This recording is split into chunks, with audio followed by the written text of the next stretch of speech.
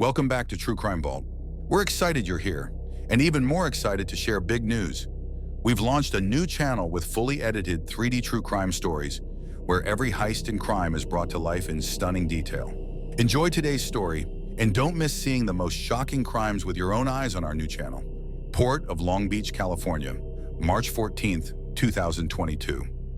A routine cargo manifest inspection flags an anomaly that would trigger one of the largest federal investigations in maritime crime history. A sealed crate marked for Refrigeration Systems Puerto Vallarta never made it onto the outgoing freighter MS Esperanza, despite being logged into the port's computerized tracking system as ready for international shipment.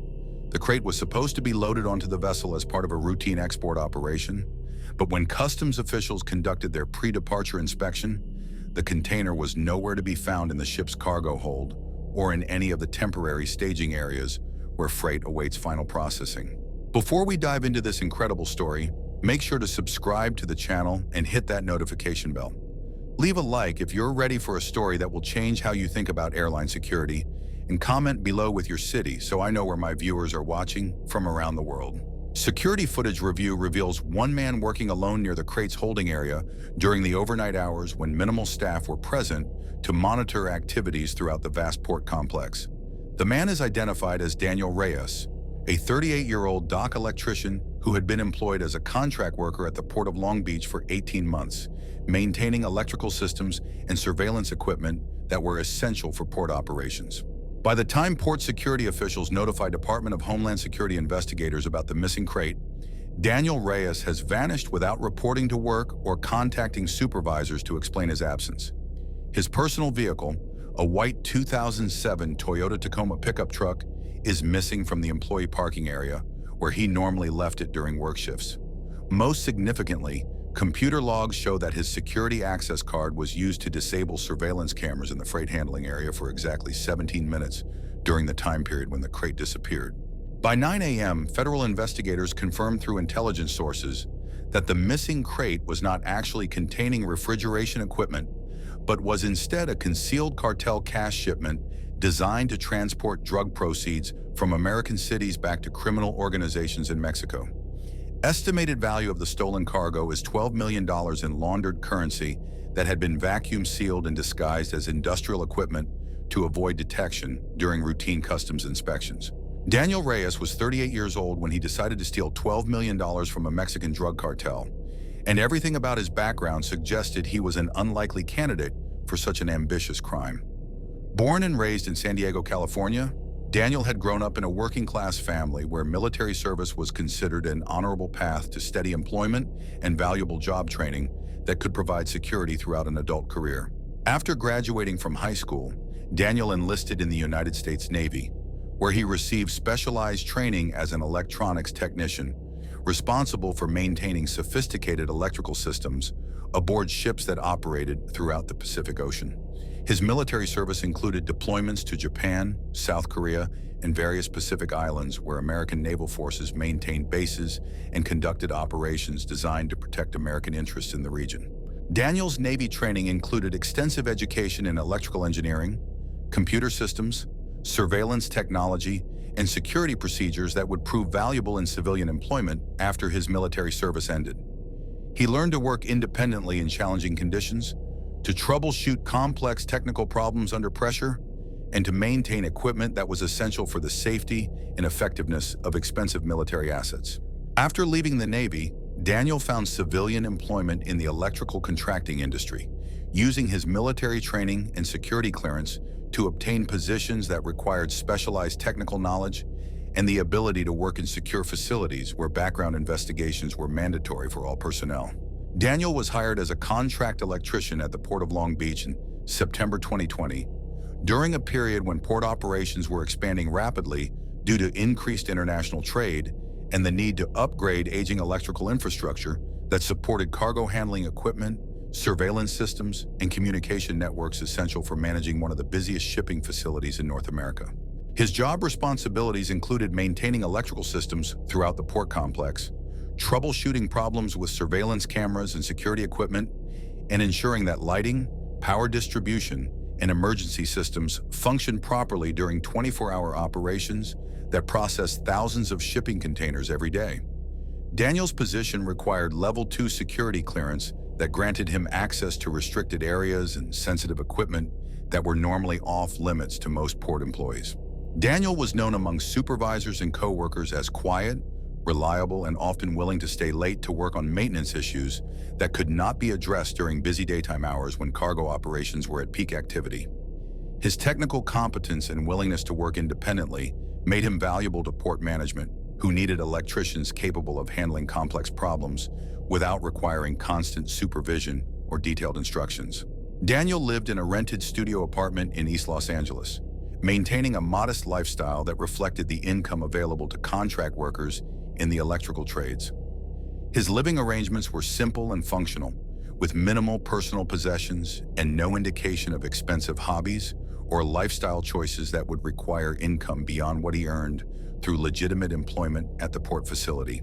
Daniel had no criminal record, no history of international travel, and maintained financial habits that were consistent with someone living within their means on a working-class salary. His bank accounts showed regular deposits from his employer and routine expenses for rent, utilities, food, and transportation that were typical of single adults living in the Los Angeles metropolitan area. But co-workers recall certain oddities about Daniel's behavior during the months preceding his disappearance that would later seem significant to investigators trying to understand how he had planned and executed the theft.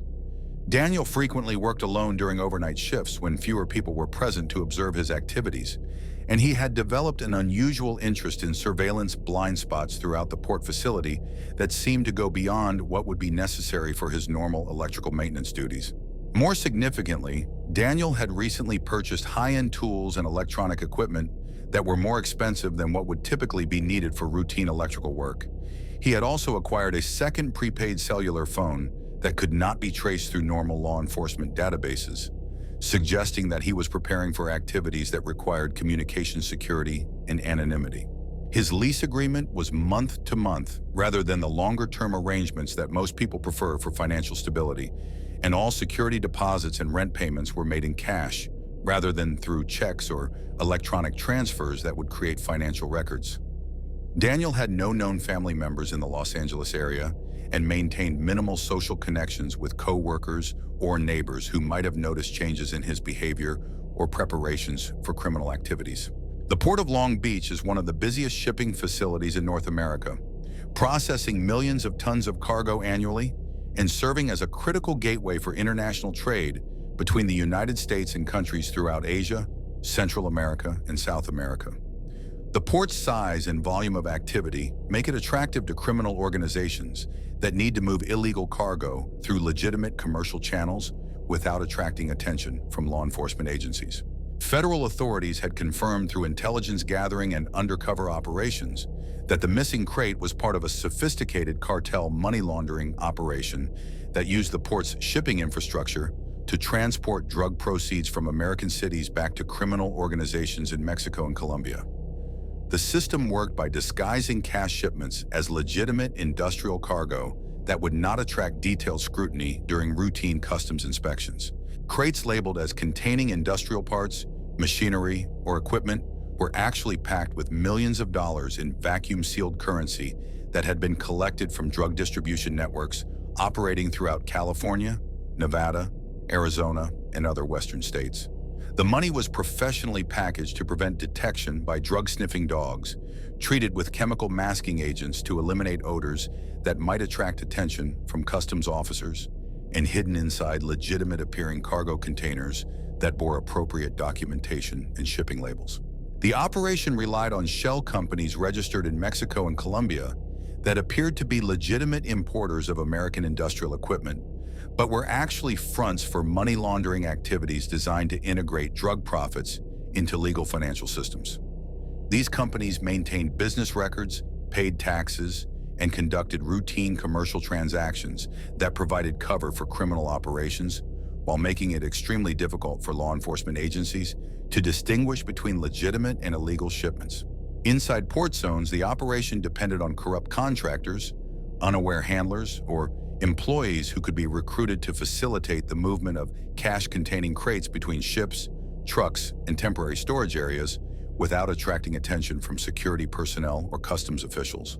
The system required inside knowledge of port operations, access to shipping schedules, and the ability to manipulate cargo handling procedures to ensure that illegal shipments reach their destinations without being subjected to intensive inspection. This particular operation had been under federal surveillance for months as part of a broader investigation into cartel money laundering networks operating throughout the southwestern United States.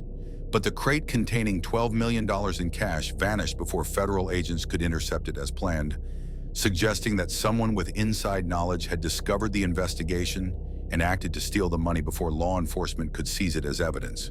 Investigators believe that Daniel Reyes had accessed restricted scheduling data and shipping manifests that allowed him to identify which crates contained cash rather than legitimate cargo.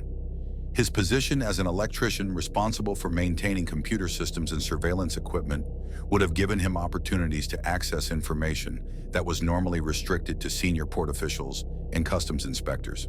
Daniel used his Level 2 security clearance badge to enter the sealed freight area at exactly 2:14 a.m. on March 14th, when minimal staff were present and cargo handling operations were reduced to essential activities only. Security logs show that he swiped his access card at the main entrance to the restricted zone, where high-value cargo was stored pending final inspection and loading onto outbound vessels. Once inside the freight area, Daniel used his knowledge of electrical systems to disable 2 out of 3 surveillance cameras that monitored activities in the section where the cash-containing crate was stored. Computer records indicate that the cameras were taken offline under the pretext of routine maintenance, a procedure that Daniel was authorized to perform as part of his normal job responsibilities, and that would not immediately attract attention from security personnel monitoring the facility. The electrical maintenance procedure that Daniel initiated was legitimate according to port protocols, but investigators later determined that the timing was deliberately chosen to coincide with the presence of the cartel cash shipment. Daniel's access to work schedules and cargo manifests would have allowed him to identify when valuable shipments were present and when security coverage would be minimal due to shift changes and routine maintenance activities. Security footage from the one remaining operational camera shows Daniel leaving the restricted area 17 minutes after entering, pushing a rolling toolbox that appears significantly heavier than the empty container he had brought into the facility. The toolbox was large enough to contain a substantial portion of the $12 million in cash, and Daniel's movements suggested that he was struggling with weight that exceeded what would be normal for electrical tools and equipment. Analysis of the surveillance footage by federal investigators revealed subtle but significant changes in Daniel's behavior during the 17-minute period when he was accessing the cash shipment. His normal work pace was steady and methodical, but the recorded movements showed signs of urgency and stress that were consistent with someone conducting illegal activities under time pressure while trying to maintain the appearance of routine maintenance work. No other workers were present in the freight area during the time period when Daniel was accessing the cash shipment, and motion sensors that would normally detect unauthorized movement had been temporarily disabled as part of the electrical maintenance procedure that Daniel had initiated. The combination of minimal staffing, disabled surveillance equipment, and legitimate access to restricted areas created perfect conditions for theft that would not be discovered until hours later when customs officials began preparing cargo for loading onto outbound ships. The missing crate's GPS tracking device was later found discarded in a storm drain outside the port facility, indicating that Daniel understood the technology used to monitor cargo movements and had taken steps to prevent the stolen money from being traced through electronic tracking systems. The professional removal and disposal of the tracking device suggested that Daniel had planned the theft carefully and understood the security measures that would need to be defeated to avoid immediate detection. The GPS device had been carefully removed from its mounting location inside the crate, using tools that would be available to an electrician with Daniel's training and experience. The device was found approximately 2 miles from the port facility in a location that suggested Daniel had disposed of it while driving away from the scene of the theft, probably during the early morning hours when traffic was minimal and the chances of being observed were reduced. Forensic examination of the GPS device revealed that it had been disabled using techniques that required knowledge of electronic systems and access to specialized tools that were not commonly available to casual criminals. The professional manner in which the device was defeated suggested that Daniel had researched the technology extensively and had practiced the removal procedure before attempting the theft. That same morning, Daniel failed to report for his scheduled shift, marking the first unexcused absence in his 18-month employment history at the port facility. When supervisors attempted to contact him by phone and radio, they received no response from someone who had previously been completely reliable about maintaining communication during work hours and had never before been unreachable when needed for emergency electrical repairs. The shift supervisor, who had worked with Daniel for over a year later, told investigators that the absence was completely out of character for someone who had never missed work without advance notice and who had always been available for emergency calls when critical electrical systems required immediate attention. Daniel's sudden disappearance raised immediate concerns about his safety and whereabouts. Daniel's personal vehicle, the white Toyota Tacoma pickup truck that he had driven to work every day for more than a year, was missing from the employee parking area where security cameras had recorded him parking it at the beginning of his overnight shift. The truck's absence confirmed that Daniel had left the port facility voluntarily, rather than being kidnapped or killed by associates who might have discovered his theft and attempted to recover the stolen money. Parking lot surveillance footage showed Daniel's truck leaving the facility at approximately 3:45 a.m., about 30 minutes after he had completed the theft of the cartel cash. The timing suggested that Daniel had used the additional time to ensure that the stolen money was properly secured in his vehicle and that no evidence of the theft remained in areas where it might be discovered by security personnel conducting routine inspections. The surveillance footage of Daniel's departure showed him driving at normal speeds and obeying traffic regulations, suggesting that he was not panicking or rushing to escape, but was instead following a carefully planned procedure for leaving the facility without attracting attention.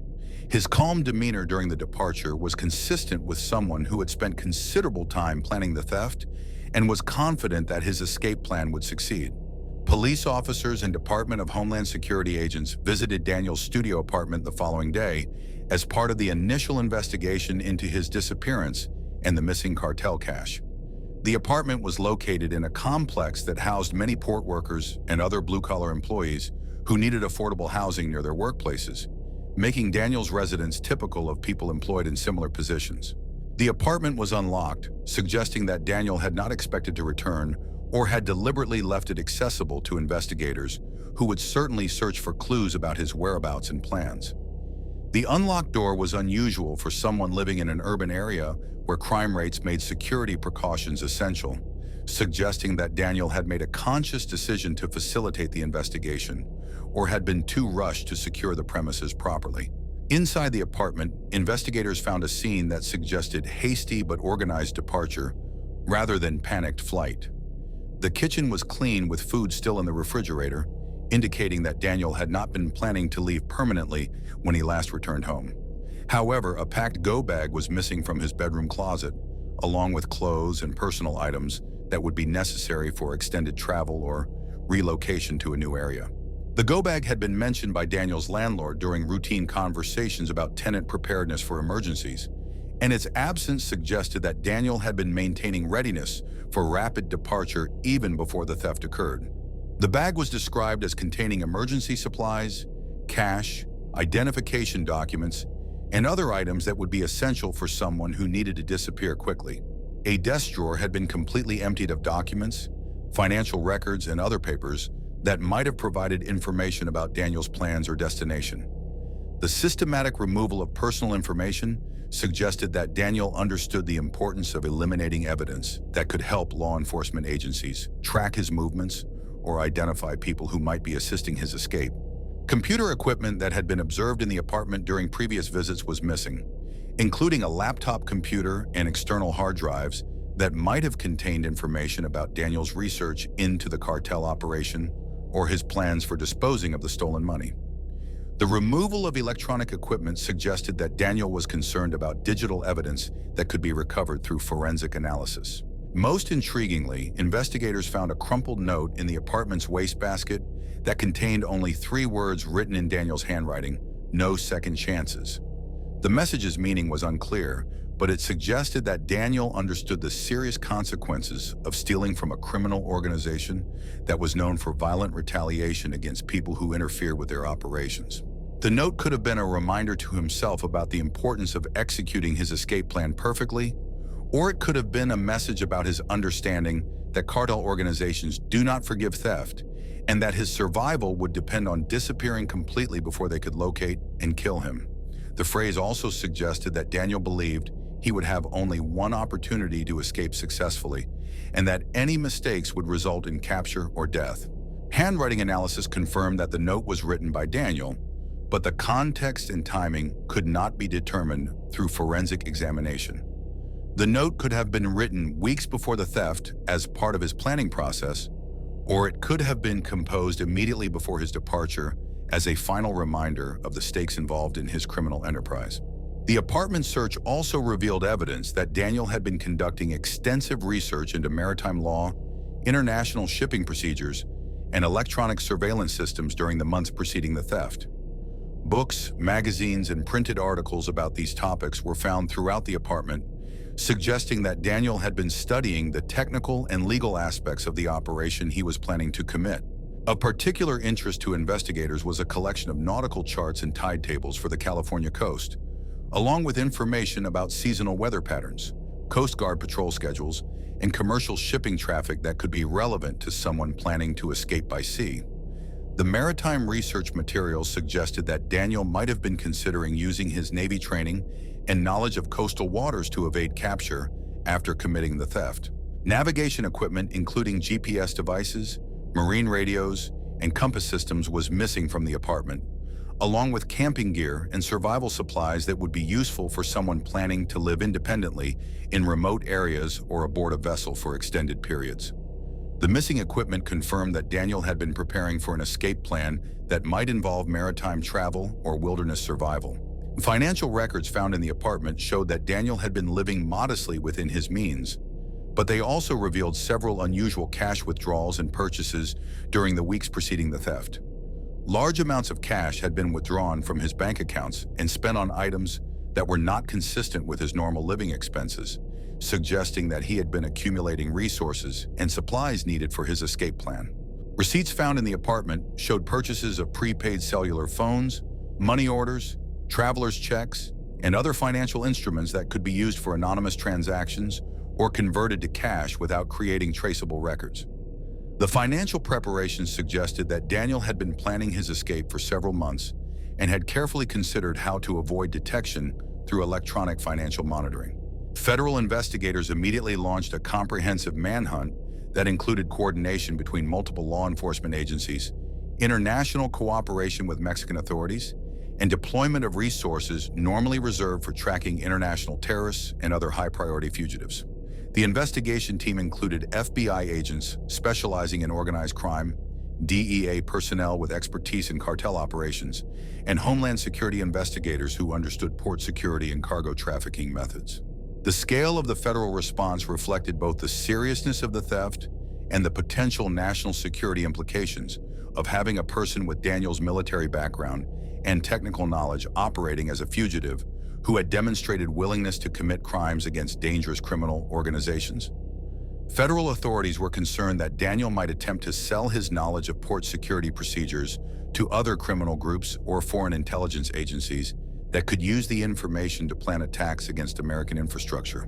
Intelligence analysts assigned to the case conducted detailed assessments of Daniel's military training, psychological profile, and potential destinations where someone with his background and resources might attempt to establish a new identity. The analysis included evaluation of countries that did not have extradition treaties with the United States, regions where American fugitives had successfully hidden in the past, and locations where Daniel's technical skills would be valuable to local employers or criminal organizations. The FBI confirmed through intelligence sources and ongoing surveillance operations that the stolen crate was part of a larger federal sting operation that had been designed to identify and prosecute members of the cartel money laundering network operating through the Port of Long Beach for several years. Federal agents had been monitoring the operation for months, gathering evidence about shipping schedules, personnel involved, and financial transactions that would be necessary for successful prosecution of the criminal organization. The sting operation had involved placing tracking devices and surveillance equipment inside genuine cartel cash shipments, conducting undercover operations to identify key personnel involved in the money laundering network, and coordinating with international law enforcement agencies to disrupt the organization's operations in multiple countries simultaneously. The theft of the $12 million shipment had compromised months of investigative work and allowed other members of the criminal network to escape prosecution by destroying evidence and fleeing before arrests could be made. However, Daniel Reyes was not a suspect or person of interest in the federal investigation before the theft occurred, and his name had never appeared in any intelligence reports or surveillance summaries related to the cartel operation. Background checks conducted as part of his employment at the port facility had revealed no connections to criminal organizations, no financial irregularities that would suggest involvement in illegal activities, and no behavioral patterns that would indicate potential security risks. The absence of any prior suspicion about Daniel made his theft particularly surprising to federal investigators who had been monitoring the cartel operation closely and believed they had identified all of the key personnel involved in the money laundering network. Daniel's ability to steal the money without being detected suggested either that he had discovered the operation independently or that he had been recruited by cartel intermediaries who had identified him as a potential asset without attracting the attention of federal surveillance. Federal investigators developed two primary theories about how Daniel had become involved in the theft and what had motivated him to steal from an organization that was known for violent retaliation against people who interfered with their operations. The first theory suggested that Daniel had stumbled upon evidence of the cartel operation through his legitimate work activities and had spent months planning the theft after realizing the value of the cargo that was being transported through the facility. This theory was supported by Daniel's access to shipping manifests, security schedules, and surveillance systems that would have allowed him to identify patterns in the cartel's operations and to determine when valuable shipments would be present with minimal security coverage. His technical expertise and security clearance would have made it possible for him to gather intelligence about the operation without attracting attention from supervisors or co-workers who might have reported suspicious behavior. The independent discovery theory was also consistent with Daniel's apparent surprise at learning about the federal investigation, as evidenced by his decision to steal the money just before it would have been seized by law enforcement agents. If Daniel had been working with the cartel, he would likely have been warned about the federal sting operation and would have avoided committing a theft that would attract additional law enforcement attention to the criminal network. The second theory proposed that Daniel had been recruited by cartel intermediaries who needed someone with inside access to port facilities and technical knowledge that would be essential for intercepting cash shipments before they could be seized by law enforcement agencies. Under this scenario, Daniel would have been approached by criminal recruiters who had identified him as a potential asset based on his military background, financial situation, and access to restricted areas. The recruitment theory was supported by the sophisticated planning and execution of the theft, which required knowledge of cartel operations, law enforcement procedures, and technical skills that might not have been available to someone working independently. The theory also explained Daniel's apparent confidence during the theft and his ability to disappear so completely after committing the crime. Cartel recruitment of government employees and contractors typically involves extensive research into potential targets, including analysis of their financial situations, personal relationships, and psychological vulnerabilities that could be exploited through bribery, blackmail, or other forms of coercion.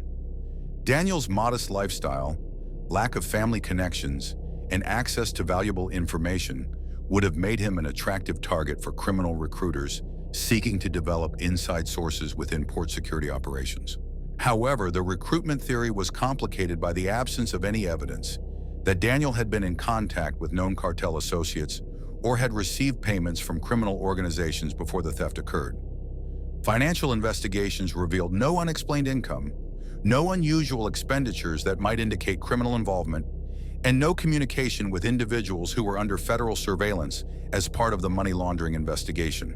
Daniel's Navy background provided him with specialized knowledge that would be valuable for evading law enforcement and cartel pursuit after committing the theft, regardless of whether he had acted independently or been recruited by criminal organizations. His military training included education about radar systems, coastal navigation, maritime transportation, and communication procedures that could be used to avoid detection by authorities who were searching for fugitives attempting to escape by sea. Naval personnel receive extensive training in understanding radar coverage patterns, dead zones where electronic surveillance is ineffective, and methods for moving through coastal waters without being detected by Coast Guard patrols or other maritime law enforcement agencies. Daniel's 6 years of military service would have provided him with knowledge about navigation techniques, weather patterns, and seasonal variations in patrol activities that could be exploited by someone attempting to escape capture. The California coast includes hundreds of miles of remote shoreline with numerous coves, inlets, and waterways that could provide concealment for small boats or landing sites for people attempting to avoid detection by authorities. Daniel's naval training would have included instruction in small boat operations, coastal navigation, and survival techniques that would be essential for someone attempting to escape by sea or to establish a hidden base of operations in remote coastal areas. His military experience also included training in equipment operation, supply chain management, and logistics coordination that would be useful for someone planning to establish a new identity in a foreign country. Naval personnel learned to work with international contacts, to understand customs procedures, and to manage resources efficiently during extended deployments that require self-sufficiency and careful planning. Electronic warfare training that Daniel received during his Navy service would have provided him with knowledge about communication systems, surveillance technology, and methods for avoiding detection by electronic monitoring equipment used by law enforcement agencies. This training would be particularly valuable for someone attempting to evade capture by agencies that rely heavily on electronic surveillance and communication intercepts to track fugitives.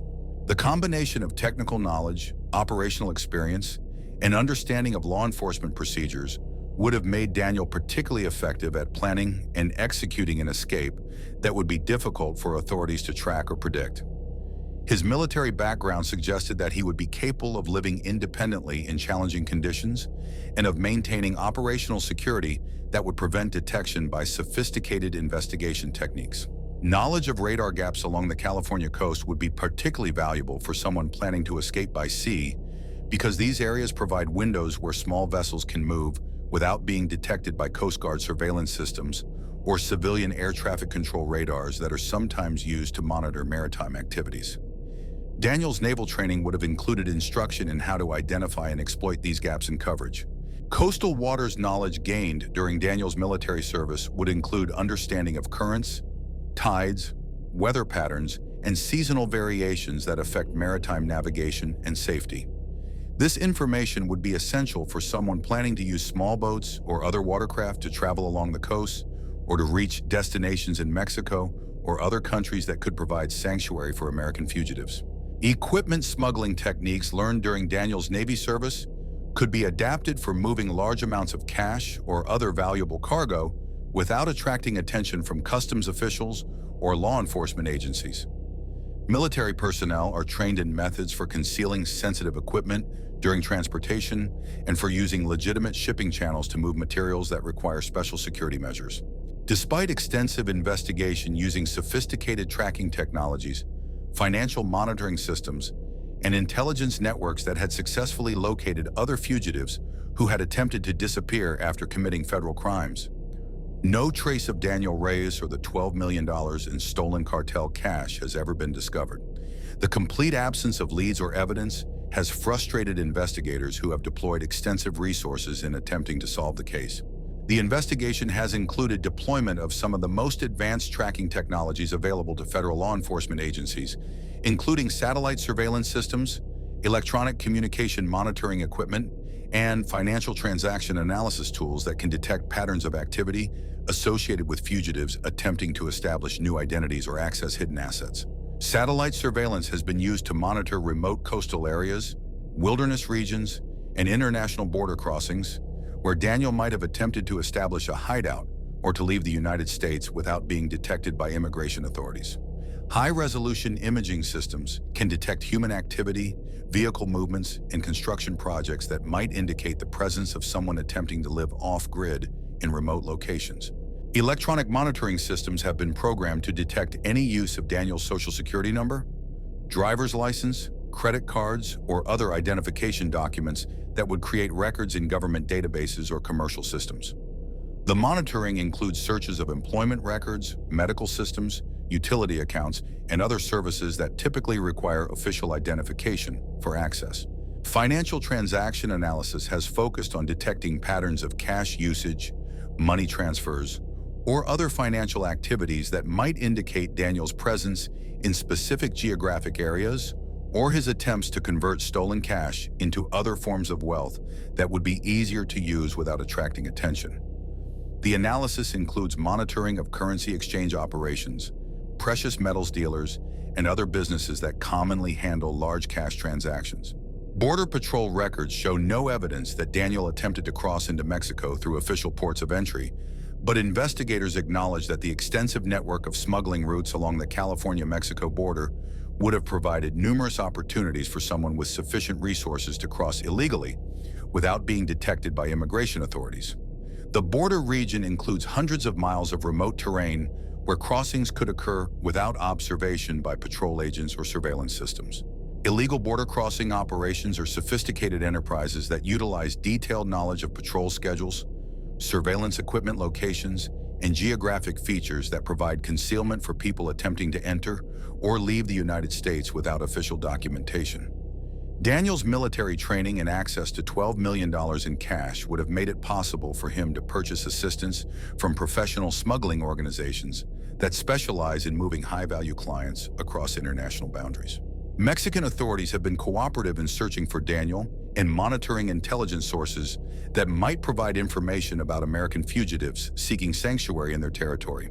However, Mexico's vast territory, limited law enforcement resources, and presence of criminal organizations that profit from protecting fugitives make it difficult to locate individuals who have sufficient resources to purchase protection and anonymity. Financial monitoring systems have detected no activity on Daniel's bank accounts, credit cards, or other electronic financial instruments since his disappearance, suggesting that he is either dead or has successfully adopted a new identity that allows him to access money without using his original identification documents. The complete absence of financial activity is unusual for fugitives, who typically make mistakes that create electronic trails that can be followed by investigators. Identity theft monitoring systems have been programmed to detect any attempts to use Daniel's personal information to obtain new identification documents, apply for employment, or access government services that would require verification of identity. The monitoring includes searches of databases maintained by state motor vehicle departments, Social Security Administration, and other agencies that issue official documents. Communication intercepts and electronic surveillance have revealed no telephone calls, internet activity, or other electronic communications that could be attributed to Daniel since his disappearance. The absence of electronic activity suggests either that Daniel is dead or that he has successfully avoided using any communication methods that would create records that could be monitored by law enforcement agencies. Modern communication systems create extensive records of user activity that can be analyzed by law enforcement agencies to track the movements and activities of individuals who are under investigation. The complete absence of any electronic signatures associated with Daniel suggests either that he was killed shortly after the theft or that he has successfully adopted methods for avoiding detection that are extremely sophisticated and require extensive knowledge of surveillance technologies. Intelligence sources within criminal organizations have provided no information about Daniel's whereabouts or fate, despite extensive efforts by federal agents to develop informants who might have knowledge about cartel retaliation activities or efforts to recover the stolen money. The absence of intelligence from criminal sources is significant because cartels typically use networks of associates to gather information about people who have stolen from them. Cartel intelligence operations are often more extensive and sophisticated than those available to law enforcement agencies because criminal organizations can use methods such as torture, bribery, and intimidation that are not available to legitimate investigators. The failure of cartel intelligence networks to locate Daniel suggests either that he is dead or that he has successfully hidden himself in a location where criminal organizations cannot operate effectively. The cartel organization that lost the $12 million has reportedly conducted its own investigation into Daniel's whereabouts, offering substantial rewards for information that could lead to the recovery of their money and the identification of anyone who might have assisted in the theft. The ongoing interest from criminal organizations suggests that Daniel remains at risk regardless of where he might be hiding, because cartel leaders cannot afford to allow theft of their money to go unpunished without encouraging similar crimes by other people who have access to their operations. Cartel investigations typically involve methods that are not available to law enforcement agencies, including torture, intimidation, and execution of suspects who might have information about criminal activities. The organization's reputation for violence and thoroughness in pursuing people who steal from them suggests that Daniel's survival would depend on staying completely hidden from criminal investigators who have resources and motivation that exceed those available to legitimate authorities. The $12 million that Daniel stole was never recovered, despite extensive efforts by both law enforcement agencies and criminal organizations to locate the money and determine how it was being used or converted into other forms of wealth.